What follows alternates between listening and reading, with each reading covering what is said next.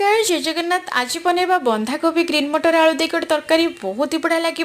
चलतु फास्ट कड़े सोरष तेल नहीं जावा, गोटा मसला नहीं जावा, चीनी टिके नहीं जावा, कंचा लंका फाड़ फाड़ कर पकेबा। कंचा लंकाटा देले बढ़िया फ्लेवर आसीबो। तापर आमे पियाज देदेबा, पियाज टिके भाजिबा, स्वाद अनुसार लुण देदेबा, हल्दी गुंड देदेबा, लंका गुंड देदेबा, अदा रसुण छेचा देबा। अदा रसुण छेचा देले बढ़िया फ्लेवर आसीबो। तापर आमे टमाटो देदेबा, टमाटो पकेकी टिके भलसे कसिबा। से कषि आसला आमे चिकेन मसला देबा, आउ टिके भलसे कसिबा। से कषि आसला आमे बंधाकोबी को मुझे काटिक रखी ताकू आड कली, ताकू टिके भलसे मिक्स करबा। तापर आलू को मु अल्प चुन चुन कर काटली ताकू देदेबा। ग्रीन मटर देदेबा, ताकू टिके भलसे मिक्स करबा। तापर ताकू घोड़े घोड़े ताकू भलसे कसिबा, जमा भी पानी दबानी। बढ़िया लागिबो, बढ़िया ही लागुथिला। देखंतु तापर लास्ट को आमे गरम मसला देदेबा।